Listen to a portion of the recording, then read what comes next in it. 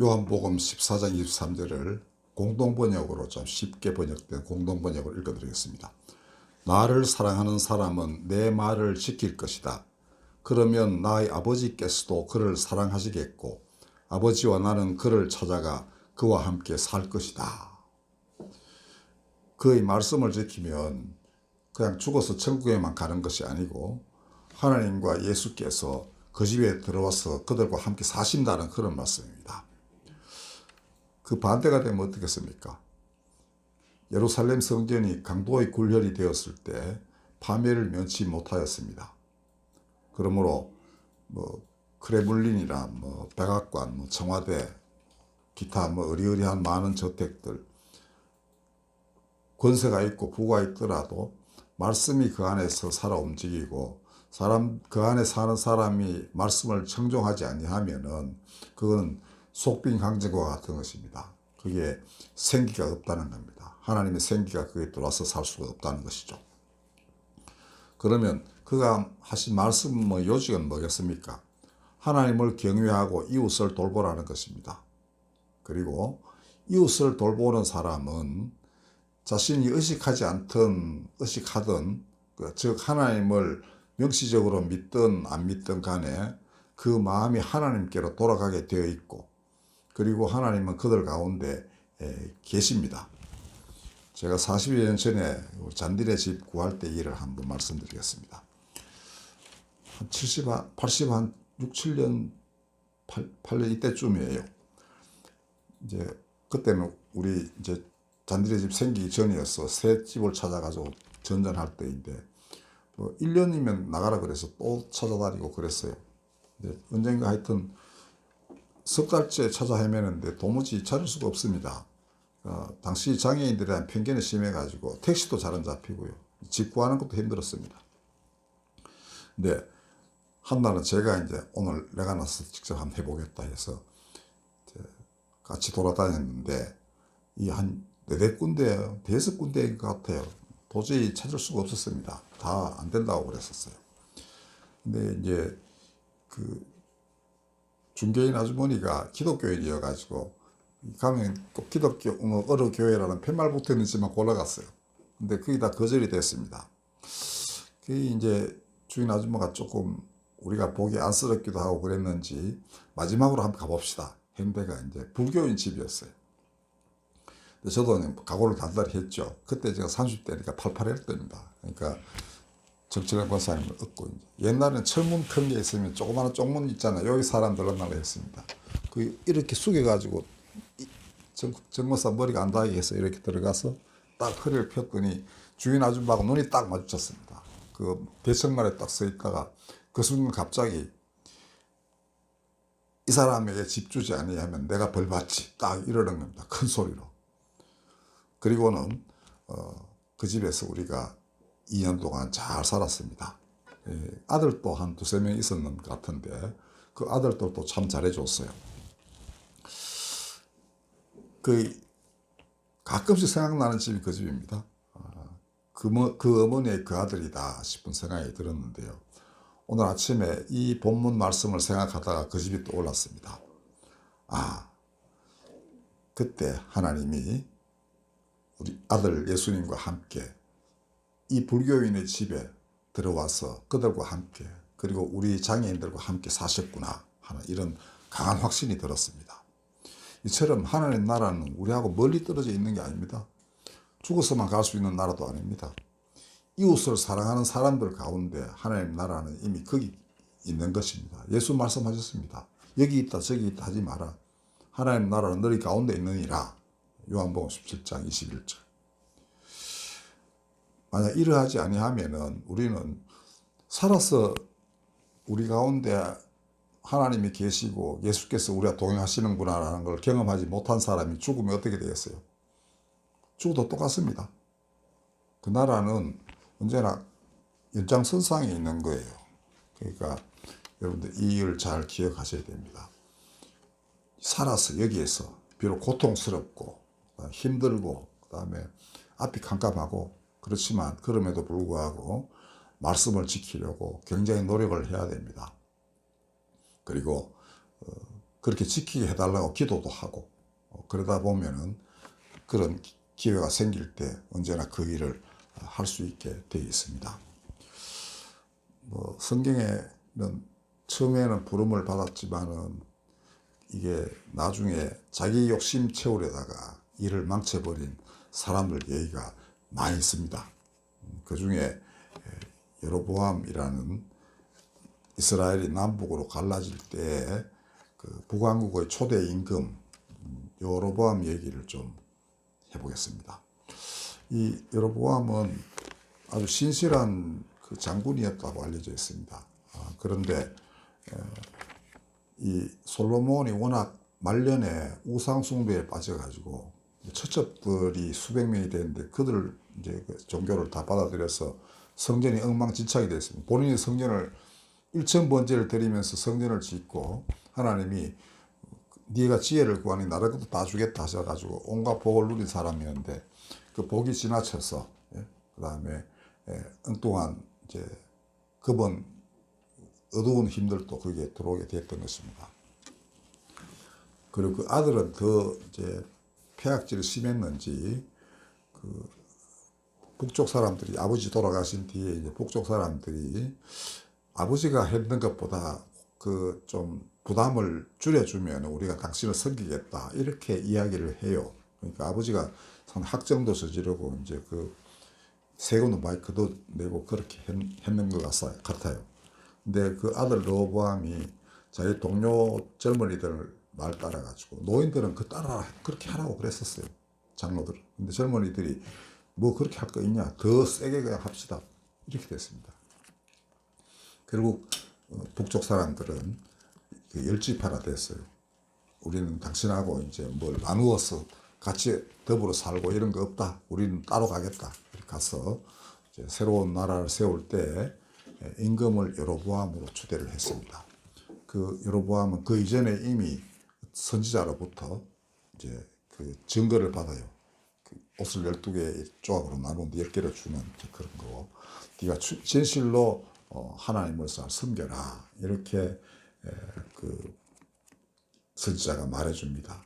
근데 불행히도 여로보암은 임금이 되고 난 뒤에는 딴 생각을 품어요.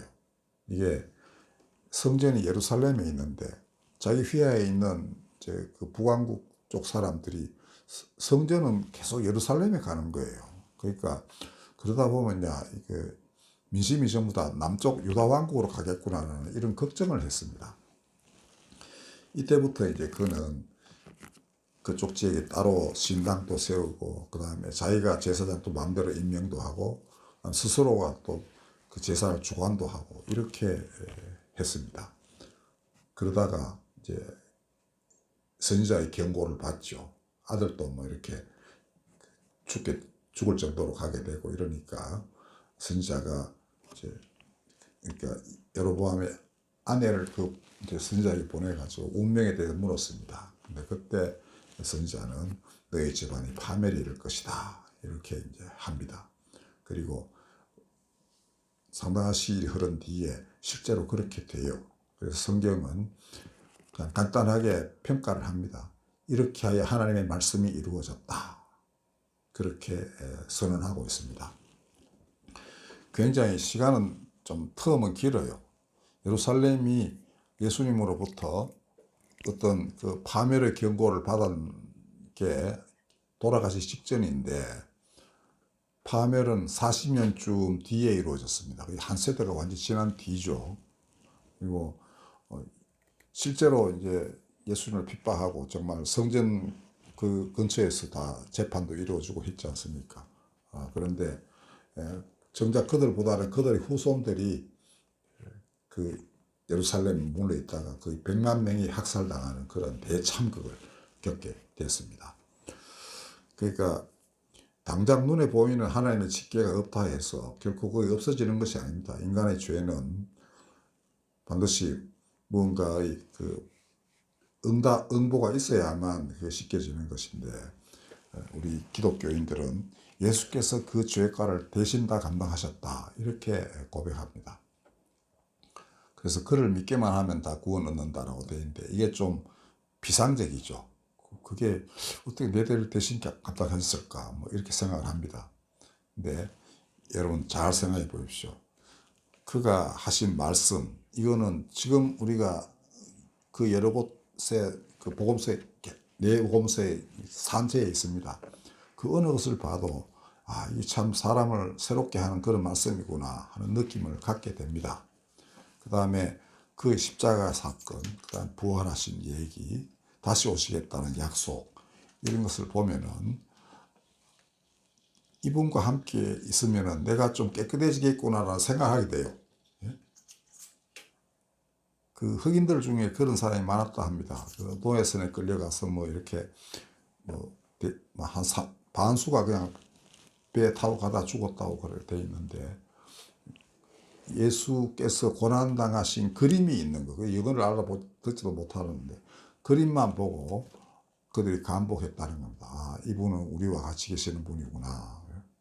그렇게 해서 그 흑인 연가라는 아름다운 노래들을 많이 자아내는 흑인 교회가 흑인 커뮤니티 안에서 형성이 되게 된 것입니다. 그게 무슨 힘이겠습니까? 백인들이 전해서 그렇게 됐겠습니까? 백인들은 성경도 있고 많은 지식도 있고 성경을 설명할 수 있는 능력도 있고 했지만은 그들로부터 흑인들이 감화를 받아가지고 그들을 보고서 예수를 믿었겠습니까? 아닙니다. 그들은 듣도 보도 못한 사람에 대한 얘기인데 말로만 전해 듣고도, 그 다음에 십자가 처형당하는 그림만 보고도 그들은 예수님과 소통할 수 있었습니다. 그것은 예수님 마음이 이미 그들 가운데 계시기 때문입니다. 내가 너희를 참으로 불쌍히 여긴다. 이제 내 안에서 평안을 얻어라. 이렇게 말씀하셨지만 사람은 못 알아듣겠죠. 그러나 그 마음은 마음에서 마음으로 전달되는 게 있는 것입니다. 그거는 사랑을 말로 표현할 수 없듯이 그 사랑은 그렇게 되는 거예요. 그러나 아무것도 보이지 않는 곳에서도 그를 알고 있는 사람은 그의 마음과 접하고 그의 사랑을 느낄 수가 있는 것입니다. 그런 사람 되게 우리나라도 많이 있었습니다. YMCA 찬스를 중에 한 사람도 그런 경험이 있었어요. 옛날에 한 번 설교한 적이 있는데 그런 거예요. 그러니까 그게 뭐겠습니까? 하나님의 말씀, 사람은 이렇게 살아라라는 거는 꼭 예수 말씀 안에만 나타나는 거 아니었죠. 예수님 말씀의 많은 것들은 구약 성서에서 그대로 인용된 것이기도 하고, 또 가만히 살펴보면 누구나 다 이해할 만한 당연한 사람의 도리를 말씀하셨습니다. 구약에는 뭡니까? 너희는 고아와 과부와 나그네를 돌보아라. 왜냐하면 너희들이 에집트에서 원래 나그네였기 때문이다.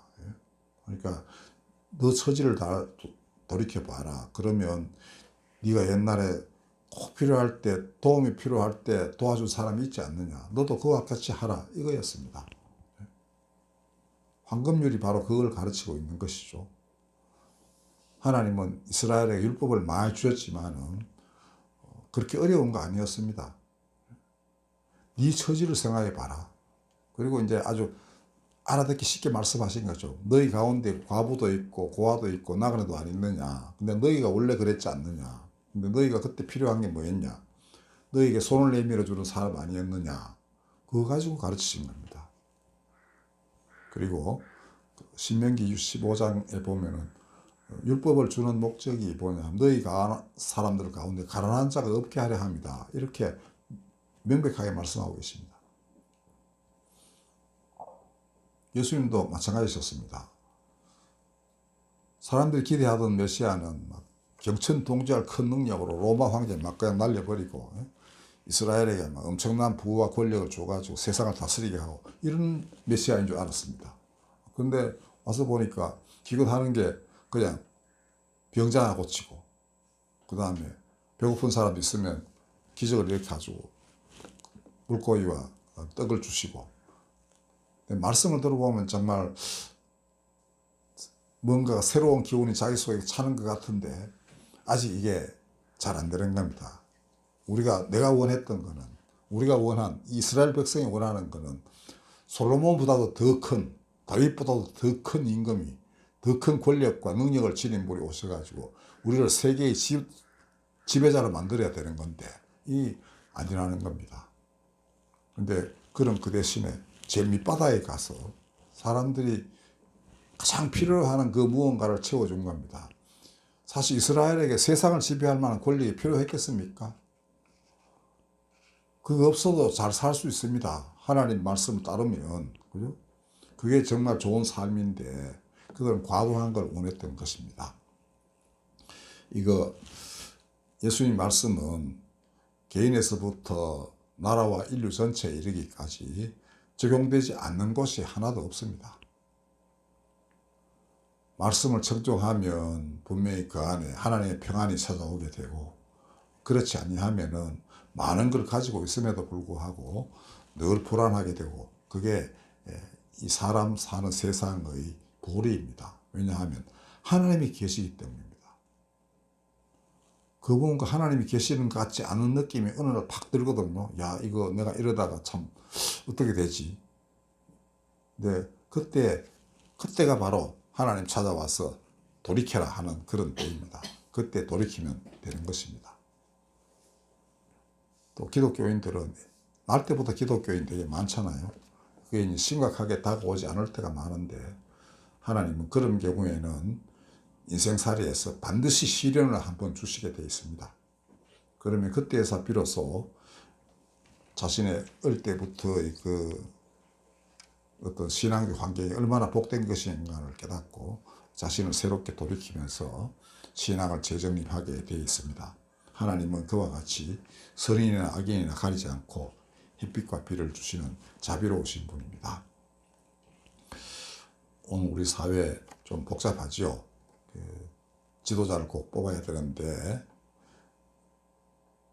그전에도 말했듯이 예수님은 섬기러 오셨다고 했습니다. 그러니까 참된 사람은 섬기는 사람입니다. 하나님을 섬기고 사람을 섬기는 것, 이것이 사람의 도리이고 그것을 제대로 실천하는 사람이 지도자가 되어야 되는데, 자꾸만 우리나라는 좀 그렇지 못한 점이 참 많습니다. 그리고 특별히 국민이 자신을 대표해서 국정을 잘 하라고 선출했는 국회의원들을 하는 꼴을 보면은 이거 뭐 국민은 안중에도 없고, 자신의 권력욕 또 혹은 어떤 한 사람의 무언가를 지켜주기 위하여 또 그 사람으로 인해서 자기가 그 이득을 얻을 테니까 그걸 위해서 해서는 안 되는 일들을 서슴없이 자행하는 그런 일들을 우리가 지금 많이 경험하고 있습니다. 부디 사람들은 사람의 진정한 도리가 천명이 사람 섬기라는 것입니다. 우리나라 동학에도 그렇게 해요. 사람을 하나님 섬기듯이 섬겨라 라는 겁니다. 그게 다 아주 고통스러운 삶 가운데에서 우러난 신심이 하나님에 대한 신앙입니다. 그래서 이름이 천도교, 하늘의 도교 이렇게 하고 아마 그러는데, 이 세상 사람들이 딱 권세가와 이제 그 다음에 그의 그 핍박을 받는 착취를 당하는 사람들 두 부류로 나누어져 있던 그런 시대가 조선시대입니다. 특히 여자들의 지위는 정말 형편없었다고 되어 있습니다. 끊임없이 노동에 시달려야 되고, 그 다음에 천대받아야 되고, 자기 마음대로 할 수 있는 게 아무것도 없던 시절. 그래서 얼굴 가꿀 여가도 없었다고 합니다. 그래서 미국인 여자 선교사 비숍이라는 분이 전국을 돌아다닌 뒤에 그 보고서에 그렇게 썼다고 해요. 한국에는 아름다운 여인이 한 사람도 없었다. 옷도 남루하게 거지 없고 그렇습니다.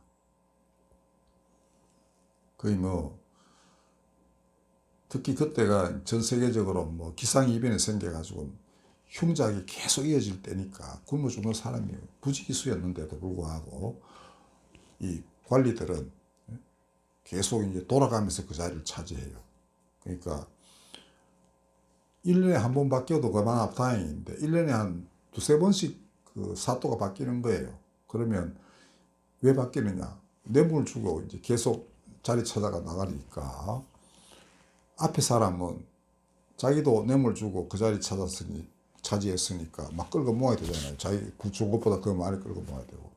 그리고 곧 뒤에 내 뒤에 또 한 놈이 온다는 생각에 더 많이 끌어서 빨리 챙겨가지고 이제 그다음 밀려나는 그때 가서 좀 편하게 살려고 생각하는데 이게 반복되어 왔던 것입니다. 제 연구소에 백도건 선생이라고 계셨는데 이분이 상주에 있는 그 옛날 문서를 보니까 그게 석 달에 한 번 정도 그런 사람들이 내려왔다고 해요. 그러니까 이게 어디 거기뿐이겠습니까? 그러니까 이런 시대에 뭐가 나오겠어요? 하나님이 계시다면 이럴 수 없다라는 신앙이 나지 않겠어요?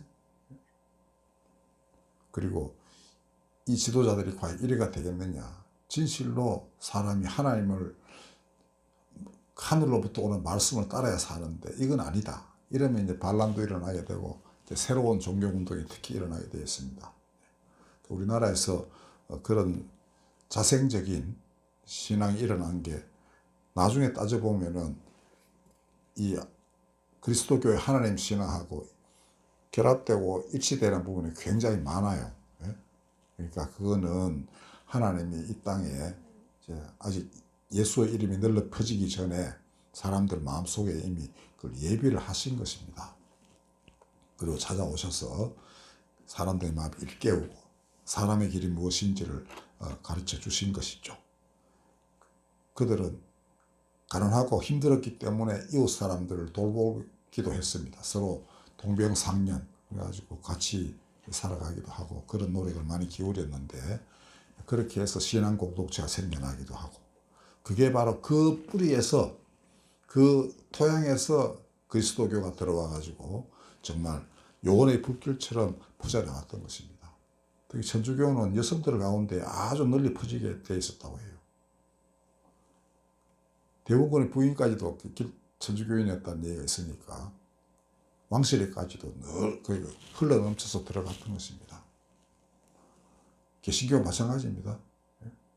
선교사들은 와서 이미 자신들이 선포하기 전에 기독교인들이 많이 있더라는 거 아닙니까?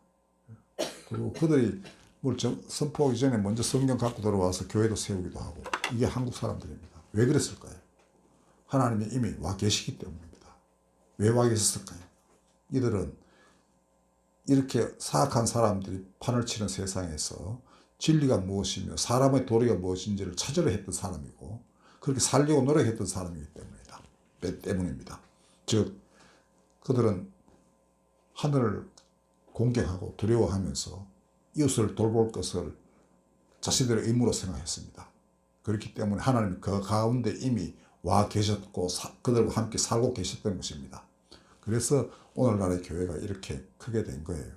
그런 뿌리가 없었더라면 교회가 이렇게 되지 않습니다. 그럼에도 불행히도 오늘날의 교회가 과연 사명을 다하고 있는지 좀 의문이 들 때가 많은데요. 그러나 돌이켜서 그 처음 신앙을 다시금 회복할 날이 저는 반드시 올 것이다. 그렇게 믿습니다. 그리고 잠깐만 우리나라의 여러 가지 혼란스러운 것들은 바로 그 세기를 하나님 열어주시려는 그런 진통의 기간이다.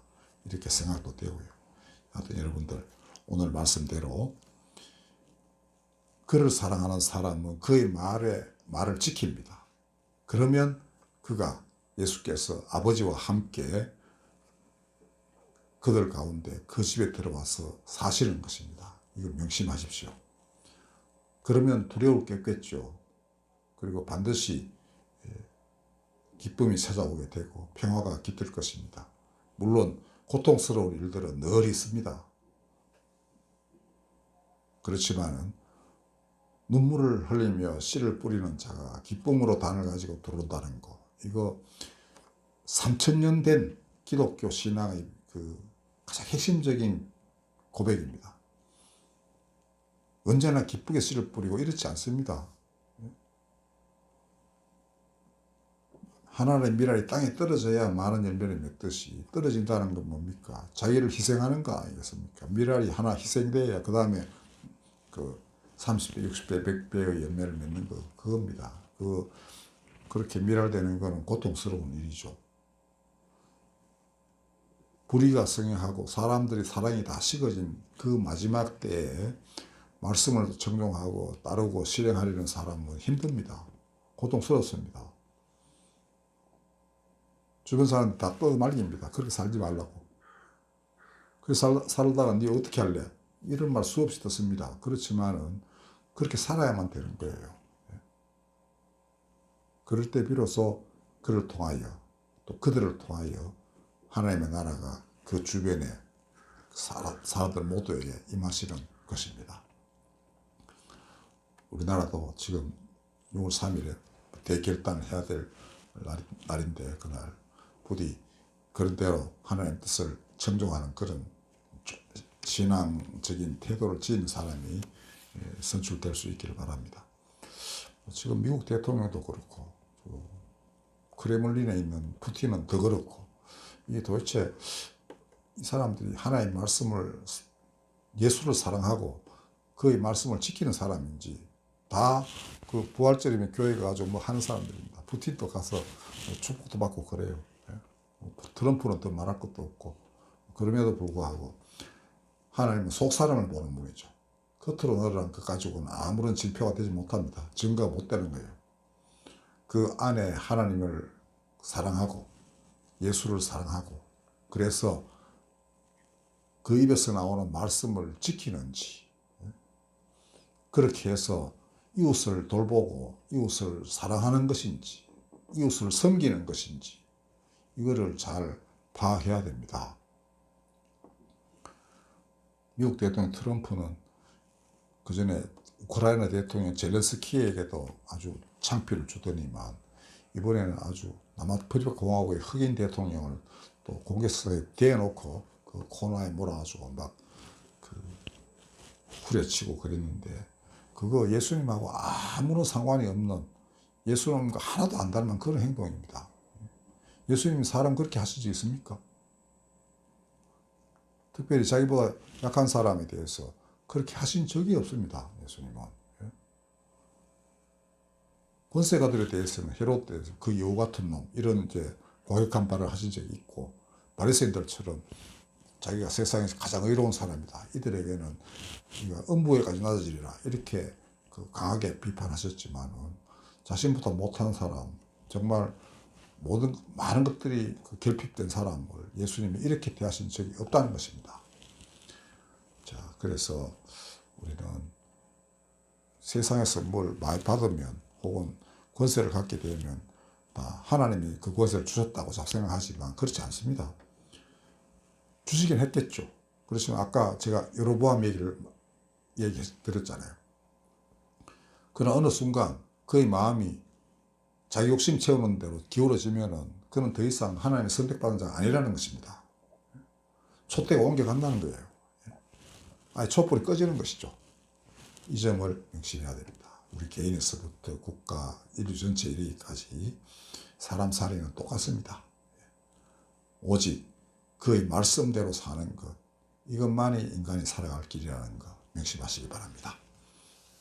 그의 말씀을 지키면 천국이 있고 말씀을 안 지키면 거기가 바로 지옥인 것 여러분들 깨달아 매일매일의 삶이 정결하고 거룩한 삶 되기를 빕니다. 기도하겠습니다.